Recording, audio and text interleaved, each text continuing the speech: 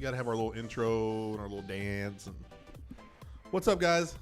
Law and Disorder coming back for another episode in the jail cell. Yep, I am back. Kate is back. I know you missed me, right? Kate went off to, what did you do while we were recording a session earlier, me and Cool Eddie G, but you were just gone. Like, where'd you go? That's for me to know and for you to never find out. So that means that it was burrito day at work and it just didn't. Yeah, I was in the bathroom the whole time. You were giving birth to a burrito. So a burrito turd. A burrito baby. So speaking of giving birth, segue, Khloe Kardashian and Tristan Thompson had their baby. I think it was like Thursday or Friday of last week. So that, I don't know, Kardashian baby number 42. They have a lot of babies in that family now. Yeah. I mean, I lost count. So I don't even know how many Kardashians there are. How many are there? Well, like the first ones. The original Kardashians. Kim, Khloe, and Kourtney. Kourtney's the oldest. With a K. And then Kim is the middle. And then Khloe. Khloe, and then there's Rob, and Rob is the youngest, I believe.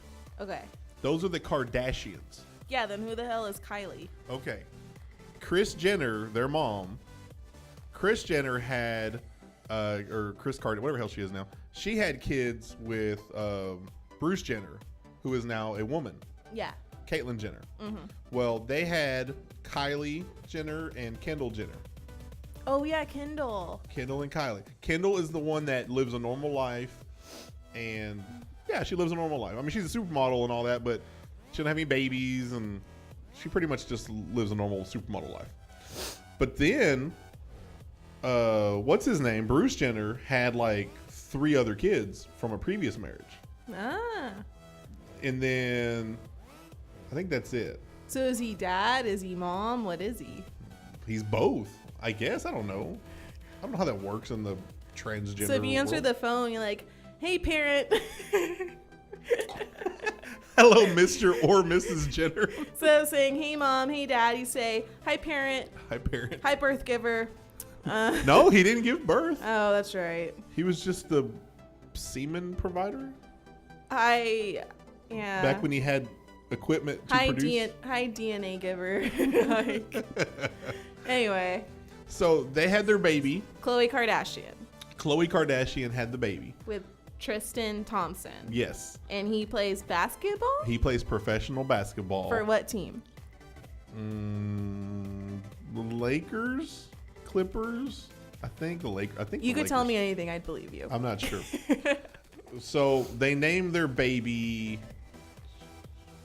Is that a descriptive term? True Thompson? True Thompson. True. True. So is that a name?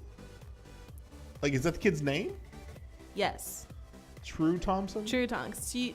She is truly Tristan Thompson's baby.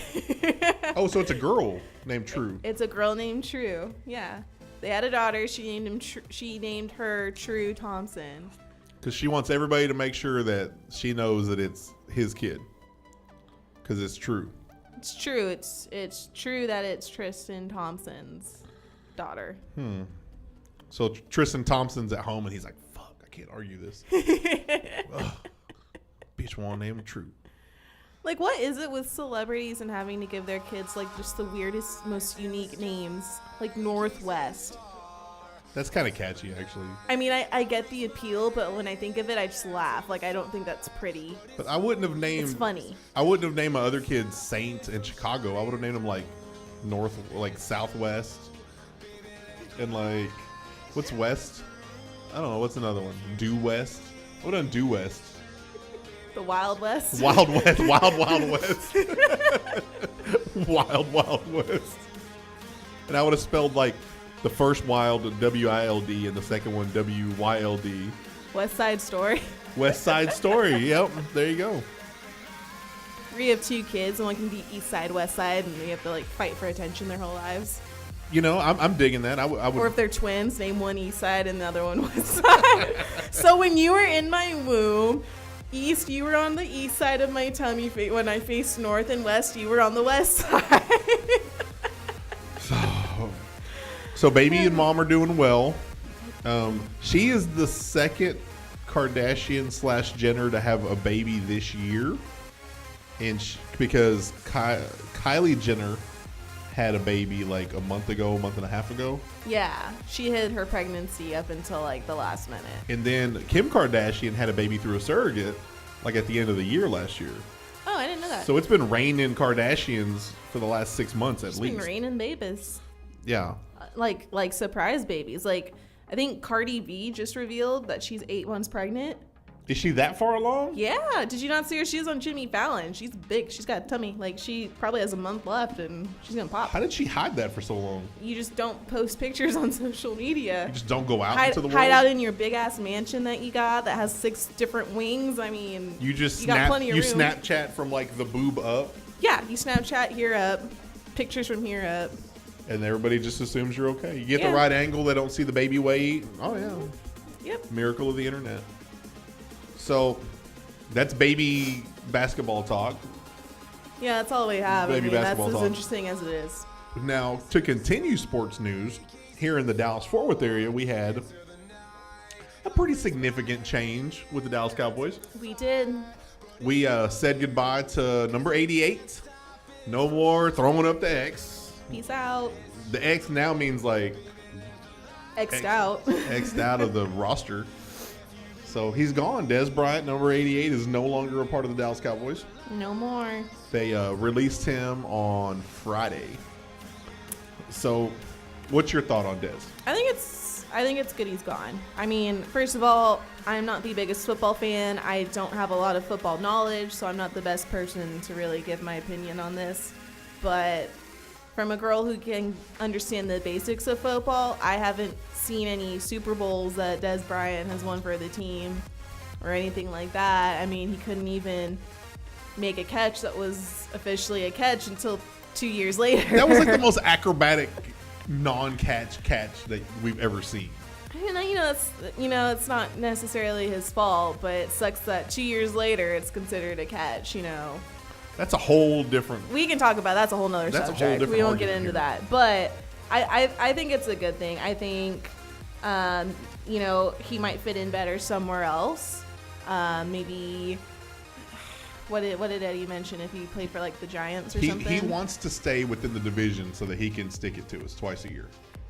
He wants to play either for the Giants or the Eagles or the Redskins, which I don't know if any of those are plausible unless he takes a pay cut. Mm-hmm. Unless he comes in for less money. But if he's motivated to win and not necessarily motivated by money, it might very well happen. Here's the funny thing about him, and I've noticed this. And he's wide receiver? He's wide receiver. He's wide receiver, okay.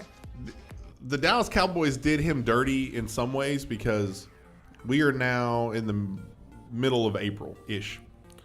Free agency, the first chance that we have to cut a player was March 1st. So the first couple of weeks of free agency is when everybody's getting all their deals because all the money's flowing. All these people have money to give. So now you're 6 weeks into free agency, and now he comes on board. Well, the team that may have wanted to throw $10 million at him a year might only have $5 million to throw at him a year. So you're kind of doing him dirty by making him wait 6 weeks before you cut him. Like, you were going to cut him anyways. Why didn't you just cut him then? Yeah. Like, that's kind of shitty in my opinion. I mean, Jerry Jones has how much money in the world, and he wants to be petty. So that's another reason why I think it makes him want to stick it to us. It's like he feels like he got done dirty. I don't blame him after that. But I mean, under Jerry Jones's watch, we've gotten rid of, he fired Tom Landry, greatest Cowboys coach ever. He sent Emmitt Smith packing. He cut him, the all-time leading rusher of the NFL. He cut Tony Romo. Tony Romo holds many passing records for the Cowboys. He cut DeMarcus Ware, who was the Cowboys sack leader. And now he's cut Des Bryant, who owns a lot of the receiving records. So Jerry Jones has a habit of just cutting people that are like pretty significant to our little team. Like, we feel like they're a part of us, They hold records and they'll be in the Ring of Honor and all that good stuff.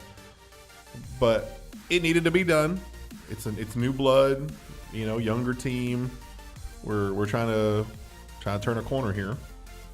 Yeah, I want another Super Bowl. Hopefully. I mean, we peaked when I was like 9. I haven't seen any glory days What since. year was that? The last Super Bowl we won was in 95. Okay, I was 3. So I was alive, but I don't remember it. The first one we won was in 92. Yeah, it was like 92, 93, and then 95. So, yeah, we peaked very young. I've lived most of my adult life, well, all of my adult life as a Cowboys loser. We haven't done anything. So, anything that we can do to try to make this thing better is cool. You know, Jerry Jones is older now, so I'm sure he's thinking about, like, okay, I want to get one more title before I die. Mm-hmm. Or retire. Like, my Super Bowl rings are all tarnished because it's been so many years since my last one. So, but people are still going to go. Well, they're still going to go to the games. Yeah. Oh, yeah. They didn't build that $1 billion stadium to just sit there. We pack it. We pack it down. We spend the money. I mean, we spent the money to build it. We buy the clothes. Taxpayers paid for it, and then we pay more money for tickets, more money for parking, more money for beer and drinks, which, of course, that's going to cost extra, but it just sucks how expensive it is to go. Like, I can't afford to go. I've been once, and that's because I got a free ticket. It's the only reason. Yeah, it's expensive. Now, did you know that in Atlanta, at the Falcons Stadium, the new stadium that just opened up this year, they have certain items on the menu that are cheap. They have a $5 beer. They have like a 12-ounce $5 beer. They have like nachos for like $3 or $4. They have soft drinks for $3, I think, but it's all you can drink, so it's a free refill. Okay. They got like $2 hot dogs. They got like a $5 and under menu, and they're the only stadium in the league to have that.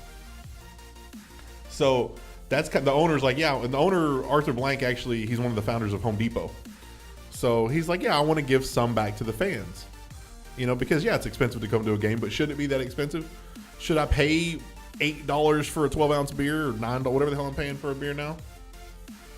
It's ridiculous. But you all know something funny? What? They're Atlanta. In Atlanta, or Georgia is where Chick-fil-A is from. Mm. They have a Chick-fil-A in the dome, in the stadium. Awesome. But it's still closed on Sundays. What day do they play NFL games? On Sundays. So you have a Chick-fil-A that's open like during the normal parts of the week, but then the day that you need it open, when you have 100,000 fans, it's closed. Hey, Sunday is the day of rest, okay? I know the football players ain't resting, but I think it's cool Chick-fil-A does that. Do they close on Sunday? Yeah, I mean, of course it sucks because that's like the one day of the week that I always crave Chick-fil-A and I can't get it. But I like how they give their employees that one day off because everyone needs a day off. I have to explain to my 4-year-old why Chick-fil-A is closed. Because he wants, and it's always every Sunday, what do you want? Chick-fil-A. It's not open. Why? Everything else is open. No shit. And it's so funny because Chick-fil-A is a religious-based company. Mm-hmm. To be honest, thinking about it, if they were open on Sundays, that would probably be their most profitable day of the week because they can open and everyone would just, I can see everyone going to Chick-fil-A after church. You know what I mean? Like, I don't go to church and I'd go to Chick-fil-A on Sunday. Those people too. Those heathens too. But the church people especially, you get a huge church crowd.